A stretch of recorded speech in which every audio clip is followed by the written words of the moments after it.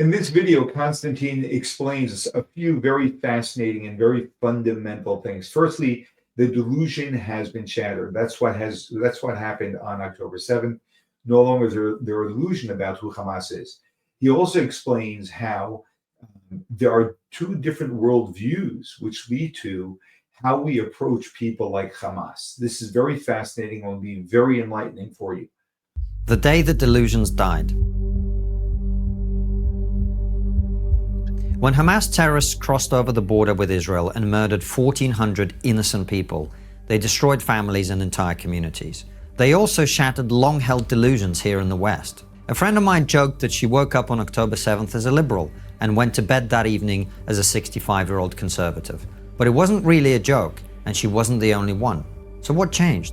The best way to answer that question is with the help of Thomas Sowell, one of the most brilliant public intellectuals alive today. In 1987, Sowell published A Conflict of Visions. In this now classic, he offers a simple and powerful explanation of why people disagree about politics. We disagree about politics, Sowell argues, because we disagree about human nature. We see the world through one of two competing visions, each of which tells a radically different story about human nature. Those with the unconstrained vision think that humans are malleable and can be perfected. They believe that social ills and evils can be overcome through collective action that encourages humans to behave better. To subscribers of this view, poverty, crime, inequality, and war are not inevitable. Rather, they're puzzles that can be solved. We need only say the right thing, enact the right policies, and spend enough money, and we will suffer these social ills no more. This worldview is the foundation of the progressive mindset. By contrast, those who see the world through a constrained vision lens believe that human nature is a universal constant. No amount of social engineering can change the sober reality of human self-interest, or the fact that human empathy and social resources are necessarily scarce. People who see things this way believe that most political and social problems will never be solved, they can only be managed. This approach is the bedrock of the conservative worldview. The barbarism of Hamas and the explanations and celebrations throughout the West that followed their orgy of violence have forced an overnight exodus from the unconstrained camp into the constrained one. Many people woke up on October 7th sympathetic to parts of woke ideology and went to bed that evening questioning how they had signed on to a worldview that had nothing to say about the mass rape and murder of innocent people by terrorists. The reaction to the attacks, from outwardly pro-Hamas protests to the mealy-mouthed statements of college presidents, celebrities, and CEOs, has exploded the comforting stories many on the center-left have told themselves about progressive identity politics. For many years, they opted for the coping mechanism of pretending that the institutional capture of universities, corporations, and media organizations by the woke mind virus was no big deal.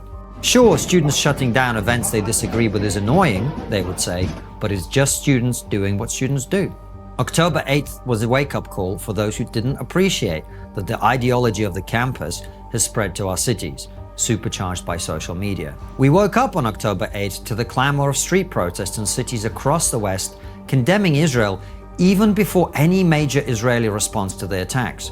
We watched celebratory crowds brandish swastikas and chant "Gas the Jews" at events purporting to be about the loss of Palestinian lives. We saw Black Lives Matter chapters lionize terrorists. In London, where I live, we watched the mayor deliver glib assurances that London's diversity is our greatest strength, in the midst of a wave of anti-Semitic attacks and as Jewish schools were forced to close because of safety concerns. Across the West, we noticed that our representatives refused to condemn Hamas's kidnappings, and that the legacy media was all too eager to swallow and regurgitate Hamas propaganda. Prior to the October 7th massacre, many students, alumni, and donors with the unconstrained vision trusted that the university, for all its many problems, remained the West's best environment for civil discourse. But then they watched university presidents who were quick to issue statements condemning the Russian invasion of Ukraine and the killing of George Floyd fall silent, or for the most slippery, equivocal statements carefully crafted to avoid offending anti-Israel groups.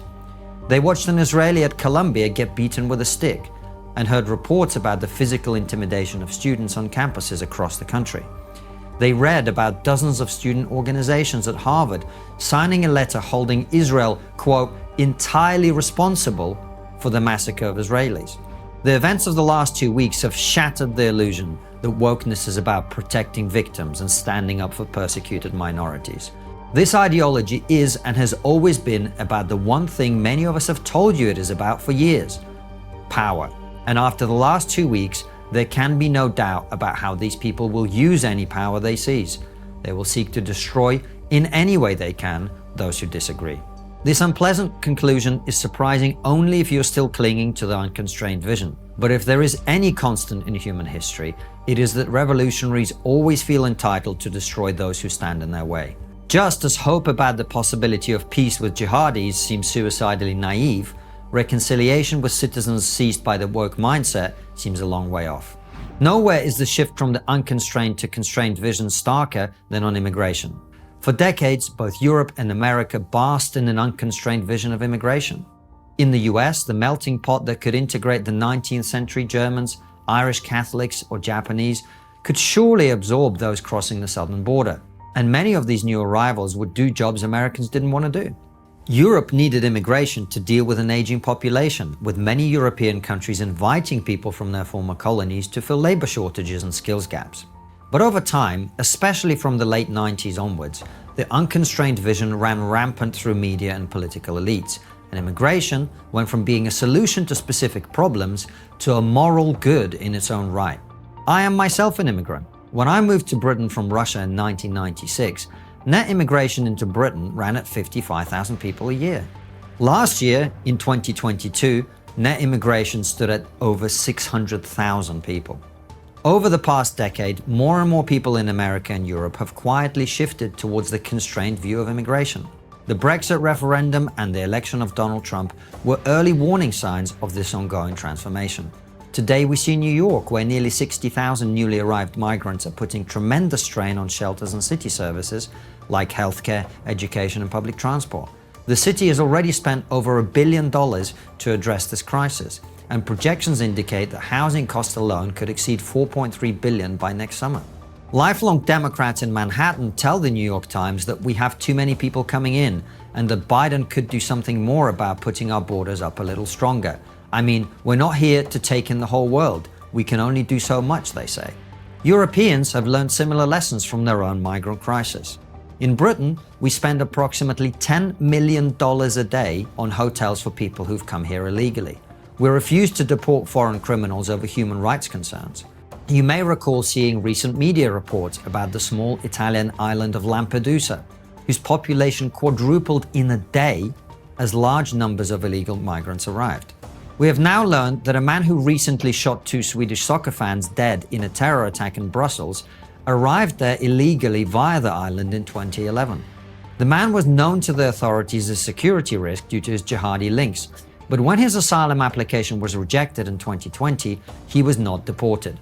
How many such people are allowed to come and stay in Europe is impossible to say, as hundreds of thousands of people make illegal crossings into Europe every year.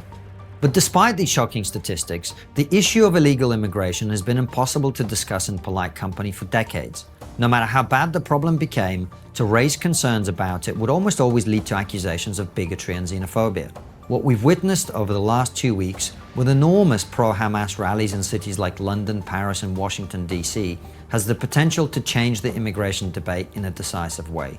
It is much harder to pretend that allowing people to enter our countries illegally is a moral good when you watch some of them celebrate mass murder in the streets of your capital cities. German Chancellor Olaf Scholz has recently announced the intention to deport illegal immigrants on a large scale, as his coalition hemorrhages votes to anti-immigration parties. France has banned pro-Palestine protests and warned that foreign nationals who take part will be removed from the country. Britain has also threatened to revoke the visas of foreigners who praise Hamas. Whether this represents a permanent realignment towards a more constrained view of immigration, or merely a temporary blip on the path to progressive dystopia, remains to be seen. To express concern about border security has for many years been coded as right-wing. But how many people, after the horrors of October 7th, believe that a secure border is anything other than the most basic test of national security? I've just returned from a week in Los Angeles where, on recognizing my name, every single Armenian Lyft driver stuck up a conversation in Russian. Once the inevitable complaints about the rising cost of living were out of the way, several shared with me their own journeys into the US and those of their families. I was struck by the fact that those who came in the 90s and noughties had usually come legally, but more recent arrivals had made their way through Mexico. One man told me about smuggling his 2 brothers and 80-year-old father through the southern border. It's easy, he told me. I have no doubt he's correct. 2023 saw the highest number of illegal crossings since records began. And polling shows that the American people, who are otherwise uniquely welcoming of new arrivals, are unhappy about it. The problem with illegal immigration isn't just its scale, it's that we have no idea whether the people coming are an 80-year-old Armenian retiree or a jihadi terrorist plotting another 9/11. It is clearer now than ever before that borders aren't about bigotry, they're about security. In the sign of the times, Joe Biden is now continuing work on the border wall that Democrats spent years criticizing Donald Trump for erecting. The reason the readjustment is necessary, and in my view highly likely, is that proponents of the unconstrained vision have been allowed to ride roughshod over the concerns of ordinary citizens.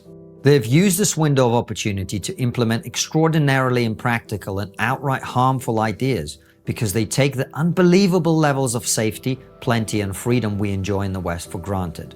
The one form of privilege you will never hear them address is the first world privilege that we all benefit from every single day. They've done this because the fundamental flaw in the unconstrained model of the world is a failure to understand Thomas Sowell's greatest maxim. There are no solutions, only trade-offs. When you let your institutions be captured by an ideology of intolerance and illiberalism masquerading as progress, that has consequences. When you sow division at home and signal weakness abroad, that has consequences. When you debase the public's faith in what they are told by the media and their government, that has consequences too. Western civilization has produced some of the most stunning scientific, technological, social, and cultural breakthroughs in human history. If you consider yourself liberal or even progressive, it must surely be clear by now that America and her allies are the only places in the world where your values are even considered values. If our civilization is allowed to collapse, it will not be replaced by a progressive utopia. It will be replaced by chaos and barbarism. Will this waking up moment persist? It depends in large part on our courage to look reality in the face. As Sowell explained, when you want to help people, you tell them the truth. When you want to help yourself, you tell them what they want to hear. And the truth is, we have indulged in magical thinking for too long, choosing comforting myths over harsh realities. About terrorism, about immigration, and about a whole host of other issues. In our hunger for progress, we have forgotten that not all change is progress. Now, the world is paying the price for that self-indulgence. Let's hope that recent events are the wake-up call we so desperately need. This video is based on an article I wrote for the Free Press. I'd like to thank the people at the Free Press for publishing it and ask you to head over to the Free Press and subscribe and support their. Wow, this guy is eloquent and his points are right on. And there's, if you seek truth, if you want to help others, and helping others is the way we make this world a better place. When we seek out what's good for ourselves, we don't tell the truth. And when we seek out what's good for ourselves, we do not make the world a better place, because when we are self-oriented, we have an agenda which takes us away from the truth.